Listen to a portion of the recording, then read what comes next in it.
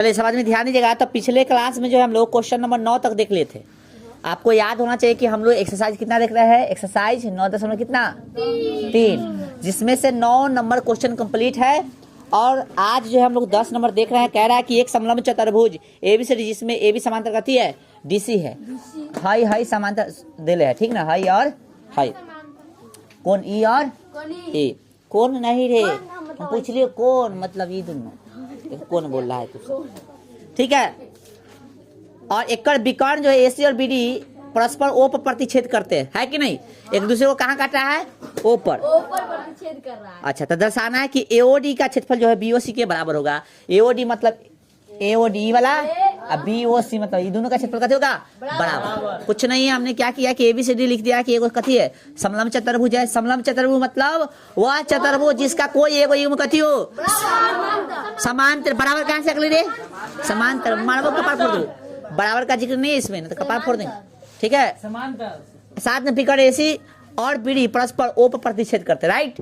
चलिए तो सिद्ध करना है फलानुमा। अब देखिए, एक ही आधार और एक ही समांतर के बीच स्थित त्रिभुज का क्षेत्रफल कथी होता है, बराबर होता है ना रे।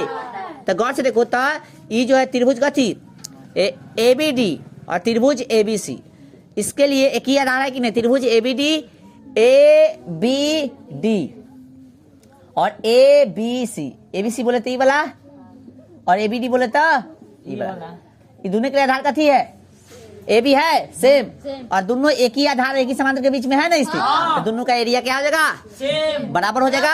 अब हमने क्या किया है, देखिए लिख दिया ही है ना, ये भाषा समझ में आ रहा है कि एक ही आधार ए बी तथा एक ही समांतर रेखाओं ए बी समांतर डीसी के बीच दो त्रिभुज फलाना और चिलनमा स्थित है, इसलिए ये दोनों का क्षेत्रफल क्या होगा, बराबर। दोनों तरफ वो कैसे करेंगे, एओ भी घटा देंगे, हाँ, दोनों तरफ एरिया आपका ट्रायंगल एओबी घटाने पर, तो एबीडी में से एओबी घटा रहा है, देखो एबीडी में से एओबी घटा रहा है, फिर एबीसी में से एओबी घटा रहा है। आ जाओ फिगर में देखो क्या करते हो, मतलब एबीसी यहाँ है तो इसने घटाएगा, कथी बोल रहा है रे, सही। अरे एबीसी में से एओबी घटा रहा है ना। आइए अब फिगर में देखते हैं, एबीडी घटे एओबी। फिगर में देखो, एबीडी घटे कथी एओबी, यानी इतना हटा लेगा तो ना बचेगा, तो इसका लिख दिए।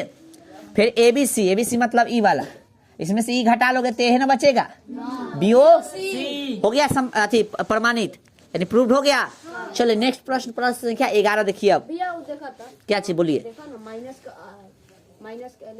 कहाँ हुआ ई, अरे तो घटा भाई नहीं तो देखा ना, एओ भी लिख ले आता, क्या लिखना चाहिए था, यहाँ एओ भी ना है, एओ भी ना घटा रहे हैं। बोलो बुआ, बोलो तू बोलो, देखो लिखे है दोनों तरफ, इसमें से दोनों तरफ से एओ भी घटा रहा है, तो यहाँ भी एओ भी रहेगा, इसमें से घटाएंगे यहाँ भी एओ भी रहेगा, ठीक है, कोई दिक्कत किसी को।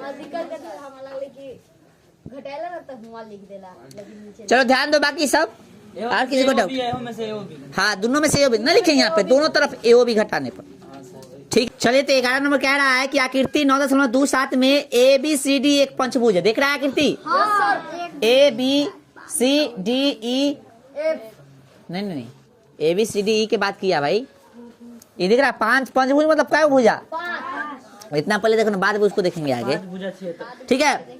उसके बाद क्या बोला है, ध्यान दीजिएगा, बी से होकर, देखो बी कहाँ है, हाँ, बी से होकर एसी के समांतर खींची गई रेखा बढ़ाई गई डीसी को, बी से होकर कथी के समांतर, बी से होकर कहने क्या रे, बी से होकर एसी के समांतर खींची, अरे रुक जाओ यार, तनका शांति रहो, एसी की तरह, हाँ, बी से होकर, अच्छा हाँ जा रहा है ना, बी से होकर एसी के समांतर खींची गई रेखा बढ़ाई गई डीसी को एफ पर मिलती है, यानी ई जो है किसके समांतर है, एसी के समांतर है, ठीक है। तो भैया क्या साबित करना है, 2 चीज साबित करना, ठीक है, नहीं वो ठीक है। चलिए अब ध्यान देंगे हम लोग कि दिया है कि एबीसीडी एक पंचभुज है, साथ में एसी समांतर कथी है, बीएफ है, एसी समांतर कितने है भाई, एसी समांतर ई दिले है ना। चलिए, तथा डीसी को एफ तक बढ़ाया गया है, इसको कहाँ तक बढ़ाया गया है, एफ तक। तो सिद्ध करना है 2 चीज, देख लो, एक ही आधार तथा एक ही समांतर रेखा के बीच में बने त्रिभुज का क्षेत्रफल क्या होता है, बराबर होता है। तो हम लोग जो है एसी पर 2 त्रिभुज बन रहा है, एसी आधार पर 2 त्रिभुज बन रहा है, एगो एसी भी है, एगो ACF है, देख लो AC आधार के नहीं है ना, AC है, इस पे दो त्रिभुज बना है कि नहीं, एगो ACF देखो यहाँ पे है, और दूसरा कथी ACB दिख रहा है। तो दोनों का आधार कथी हो गया, ई हो गया, यस सर, और इसका भी आधार कथी हो गया, ई हो गया, ये हो गया। और ये दोनों जो एक ही समांतर रेखा के बीच में है ना भाई, इसलिए क्या आ जाएगा भाई, दोनों का क्षेत्रफल इक्वल बराबर हो जाएगा। बराबर। अब देखो एक नंबर तो एक ही साबित करना था, तो ये हो गया प्रूफ, हाँ प्रूफ एक नंबर लिख दो यहाँ पे, एक नंबर, ठीक है। अब इसी को तो सुधार के लिख दे, गौर से देखिए भाई, इसको पहले लिख दिया, इसको बाद में लिख दे, कोई दिक्कत नहीं। अब सुधार के लिख दिया, दोनों तरफ क्या कर दिए, ई वाला जोड़ दिए भाग, ACD जोड़ दिए, ACD कैसे कर दिए, ध्यान दो यहाँ पे, ध्यान दो। अब दोनों इसको सुधार के नहीं, इसको पहले इसको बाद में लिख दिए, बराबर जैसे दो बराबर, जैसे मान लेते हैं A बराबर कथी है, B है, तो B बराबर भी कथी होगा, A। समझ में आ रहा है ना। चलिए अब कहने का मतलब क्या है कि दोनों तरफ हम क्या कर दिए, ACD जोड़ दिए, तो ACF में भी ACD जोड़ दिए और ACB में भी ACD जोड़ दिए। आइए फिगर में इसको देखिए कि ACF में ACD जोड़िएगा तो क्या होगा, ACF किधर है, ACF यही है, इसमें कौथी भाग जोड़ना है, ACD यानी इतना भाग में, ध्यान दो प्रीतम, इतना में हम लोग कितना जोड़ रहे हैं, इतना जोड़ रहे हैं, तो ये पूरा भाग एगो ऐसे हो जाएगा, ये वाला इसका नाम कथी हो जाएगा,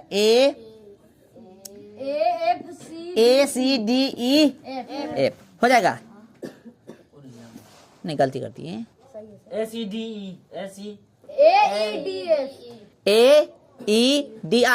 सॉरी ई नहीं ना लेंगे, बीच में क्या लेंगे, AEDF, ठीक है, इस तरह से ये नाम हो गया।